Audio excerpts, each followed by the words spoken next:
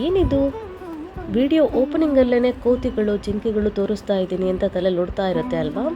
ನೋಡ್ತಾ ಇರ್ಬೋದು ಜಿಂಕೆಗಳೇನಿದೆ ತುಂಬಾ ಚೆನ್ನಾಗಿತ್ತು. ಆಮೇಲೆ ಕೋತಿಗಳು ತುಂಬಾ ಇದ್ವು ಅಲ್ಲಿ. ಯಾವ ಪ್ಲೇಸು ಅಂತೇಳಿ ಯೋಚನೆ ಮಾಡ್ತಾ ಇರ್ತೀರಲ್ವಾ. ಈ ವಿಡಿಯೋ ಕಂಪ್ಲೀಟಾಗಿ ನೋಡಿ, ಡೀಟೇಲಾಗಿ ಹೇಳ್ತೀನಿ ನಿಮಗೆ. ನಮಸ್ಕಾರ ಎಲ್ರಿಗೂ. ಇವತ್ತಿನ ಈ ಉರಿ ಬಿಸಿಲಲ್ಲಿ ನಿಮ್ಮ ಇಶ್ರೂ ಪಯಣ ಹೊರಟಿದ್ದು ಮಂದಾರಗಿರಿ ಹಿಲ್ಸು. ಎಲ್ಲಿದೆ ಈ ಮಂದಾರಗಿರಿ ಹಿಲ್ಸು? ತುಂಬ ಜನಕ್ಕೆ ಗೊತ್ತಿರುತ್ತೆ, ಯಾಕಂದರೆ ಬೇರೆ ರೀಲ್ಸಲ್ಲಿ ವೀಡಿಯೋಸಲ್ಲೆಲ್ಲ ನೋಡಿರ್ತೀರ. ಇದು ತುಮಕೂರು ಜಿಲ್ಲೆ ಹತ್ರ ಲೊಕೇಟ್ ಆಗಿರುವಂತಹ ಒಂದು ಪ್ಲೇಸು. ತುಂಬಾ ಚೆನ್ನಾಗಿದೆ. ಇವಾಗಂತರೂ ತುಂಬ ಚೆಂದ ಮಾಡಿದ್ದಾರೆ. ಈ ಒಂದು 4 ವರ್ಷದಿಂದ ಅಲ್ಲಿ ಜೀರ್ಣೋದ್ಧಾರ ಮಾಡಿ ಇನ್ನೂ ಚೆಂದ ಮಾಡಿದ್ದಾರೆ. ಇದು ನೋಡಿ, ರೈಟಲ್ಲಿ ತೊಗೊಂಡ್ವಲ್ಲ, ಇದು ನಾಮದ ಚಿಲುಮೆಗೆ ಹೋಗುವಂತಹ ದಾರಿ.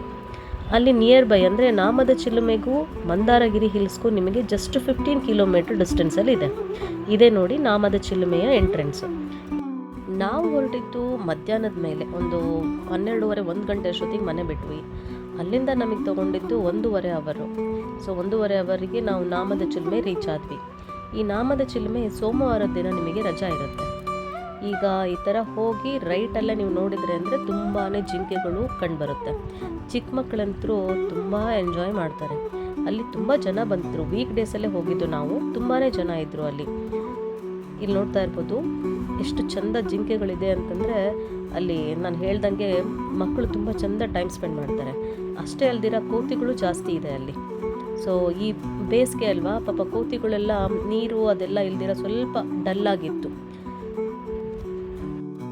ಇಲ್ಲಿ ನೋಡಿ, ಇದು ತ್ರಿಫಲ ವನ ಅಂದ್ಬಿಟ್ಟು. ಈ ತ್ರಿಫಲ ವನದಲ್ಲಿ ನಿಮಗೆ 3 ಬಗೆಯ ಮರಗಳು ಸಿಗುತ್ತೆ.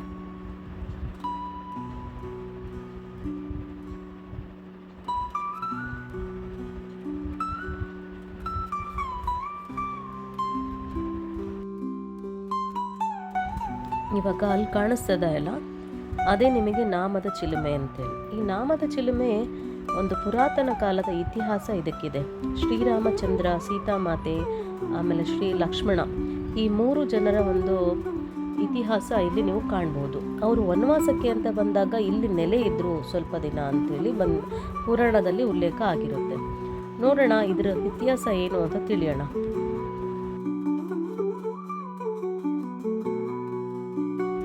ಇಲ್ಲಿ ನೋಡಿ, ಇದೇ ಶ್ರೀರಾಮ ಬಾಣ ಹೂಡಿ ನೀರು ಬರೆಸಿರುವಂತಹ ಒಂದು ಜಾಗ.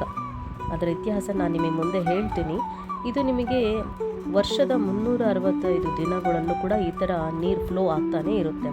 ತುಂಬಾ ಕೋಲ್ಡ್ ಇರುತ್ತೆ, ಹಾಗೆ ತುಂಬಾ ಸ್ವೀಟ್ ಇರುತ್ತೆ.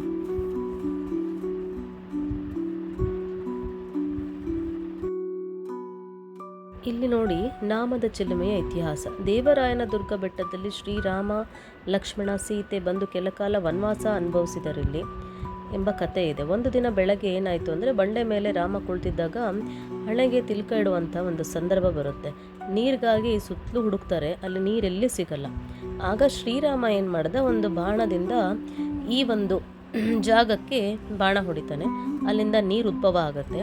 ಅವತ್ತಿಂದ ಏನಾಗುತ್ತೆ, ಅವತ್ತಿಂದ ಕಂಟಿನ್ಯೂಯಸ್ಲಿ ನೀರು ಬರ್ತಾನೆ ಇರುತ್ತೆ. ಆ ಒಂದು ಇತಿಹಾಸ ಇಲ್ಲಿ ಕಾಣ್ಬೋದು.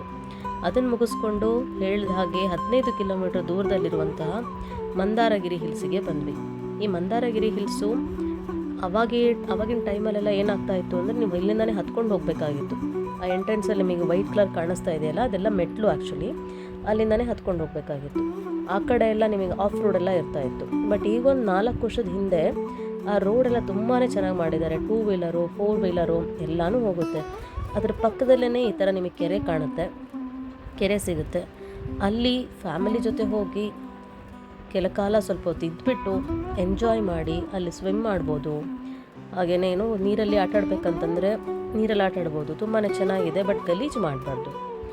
ನಾನು ಹೇಳ್ದಂಗೆ ಈ ಕಡೆ ಸೈಡಿಂದ ನಾವಲ್ಲಿ ಹತ್ಕೊಂಡು ಬರಲಿಕ್ಕಾಗಿಲ್ಲ ಮೆಟ್ಲನ್ನು ಅಂತಂದರೆ, ಇಲ್ಲಿ ತನಕ ನಿಮಗೆ ನಿಮ್ಮ ವೆಹಿಕಲ್ ಬಂದುಬಿಡುತ್ತೆ.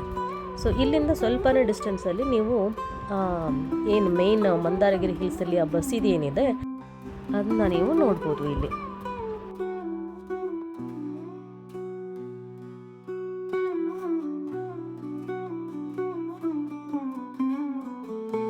ಈ ಪ್ರದೇಶ ತುಂಬಾ ವಿಶಾಲವಾಗಿದೆ. ಬೆಳಗ್ಗೆ ಬಂದರೆ ನಾನು ಹೇಳ್ದಾಗೆ ಸನ್ರೈಸ್ ನೋಡ್ಬೋದು. ಹಾಗೆ ಇಲ್ಲೊಂದು ಮನಮೋಹಕ ದೃಶ್ಯ. ಸನ್ಸೆಟ್ ಟೈಮಲ್ಲಂತೂ ಮೇಲ್ಗಡೆಯಿಂದ ನಿಂತ್ಕೊಂಡು ನೋಡಿದರೆ ಎಲ್ಲ ಊರ ಜೊತೆ ಆ ಕೆರೆ, ಆಮೇಲೆ ಸನ್ಸೆಟ್ಟು ಎಲ್ಲ ಒಂಥರ ಮಿಕ್ಸ್ಡ್ ಫೀಲಿಂಗ್ ಸಿಗುತ್ತೆ ನಿಮಗೆ. ಇದು ತುಂಬ ಒಂದು ದೊಡ್ಡ ಪ್ರದೇಶದಲ್ಲೇ ಇದನ್ನು ಕಟ್ಟಿದ್ದಾರೆ, ಹಾಗಾಗಿ ಎಲ್ಲಿ ಕಸಿಬಿಸಿ ಅಂತ ಅನಿಸಲ್ಲ. ಆರಾಮಾಗಿ ವಯಸ್ಸಾದವರು ಕೂಡ ಅಲ್ಲಿ ವಿಸಿಟ್ ಮಾಡಿ ಆರಾಮಾಗಿ ಓಡಾಡ್ಕೊಂಡು ಬರ್ಬೋದು.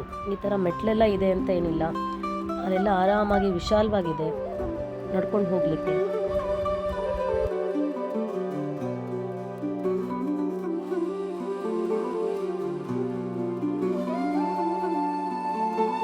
ಇದೇ ನೋಡಿ ಮಂದಾರಗಿರಿಯ ಮೇನ್ ಅಟ್ರಾಕ್ಷನ್ ಅಂತೇಳಿ.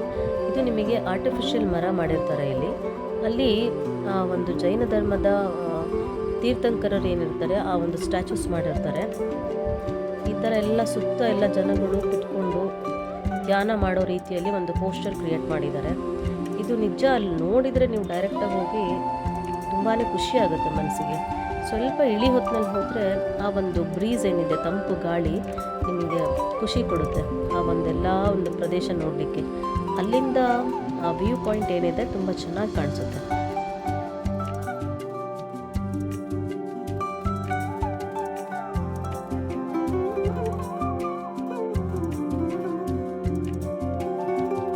ಅಲ್ಲಿ ಮುಗಿಸ್ಕೊಂಡು ನಾವು ಹೊರಟಿದ್ದು ಪಿಕಾಕ್ ಟೆಂಪಲ್. ಯಾಕಂದರೆ 5:30ಗೆಲ್ಲ ಕ್ಲೋಸ್ ಆಗುತ್ತೆ ಅಂತ ಹೇಳಿದರು. ಅಲ್ಲಿ ಕೂಡ ಸೈರನ್ ಆಗ್ತಾನೇ ಇತ್ತು ಮೇಲ್ಗಡೆ ಹೋದಾಗ. ಅದನ್ನು ಮುಗಿಸ್ಕೊಂಡು ಕ್ವಿಕ್ಕಾಗಿ ಇಲ್ಲಿಗೆ ಬಂದ್ವಿ. ಇಲ್ಲಿ ಒಳಗಡೆ ಎಲ್ಲ ತುಂಬಾ ಚೆನ್ನಾಗಿದೆ. ಸಲ ನೀವು ಕೂಡ ಫ್ಯಾಮಿಲಿ ಜೊತೆ ಹೋಗಿ ಒನ್ ಡೇ ಟ್ರಿಪ್ ಅಂತೇಳಿ ಎಂಜಾಯ್ ಮಾಡಿ. ಡೆಫಿನೆಟ್ಲಿ ನಿಮಗೆ